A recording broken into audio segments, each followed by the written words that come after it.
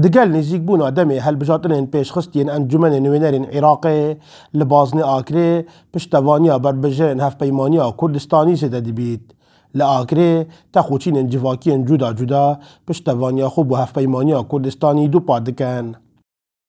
از حس کم که دنگ خوب دانا رقم 26 و جامعه ویش خباتو کری اوی شهیدی تای و ایکتی خره شهیدی تای دنگ خوب دانی. اما وقت لیستا ها پیمانی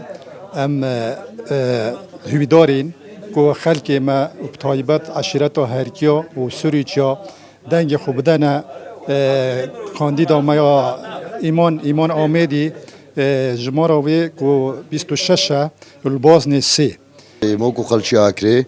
بلین مان داوا كدنگ من هر بوليستيا و پیمانی بیتن کپی هاتوالي چتین اجتماعی کردستان و بزودنوی گوران چکه چتین اجتماعی کردستان و هم بزودنوی گوران شغلی چی برتساوی نبود خدمتی چی برتساوی لمنطقه کدو بتایبتی لشر داعش كخاوني تندهار شهید بوینه لم سنوره. ایمان آمیدی بربجه جماره 26 لبازن آکر بردار شیخان تا که کاندیدا هفپیمانی کردستانی و پشتوانی که باشه جلای پیکات جداین آکره. زور پیوسته و کجن پشگیری لیستا هفپیمانی بتکردن چون که یکمین لیستا و یکمین حزب کما فی جنب درستی دت جنه دست خوشی لید کن کوی جاره بوم کاندیدا که جن هات هل بجا کاندید کردن و انشالله درچید ایمان خان جماره 26 اموك لانجرو دوستي شتين اجتماعي كردستان مداول هم خرج آكري كان هم يشتي خرج آكري دنگا خبدنا ليستا هو بيماني كانديد ما ست إيمان خانه كرقمه 26 تكا يشتي كيشتي هبو آزادی دهبی دموکراتی دهبی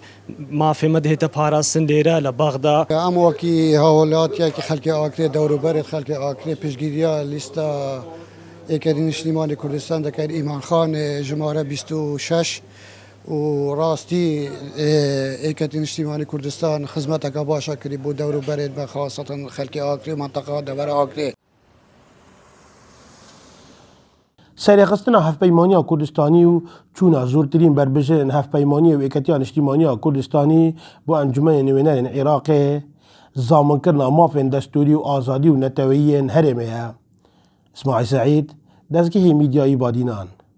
آکره.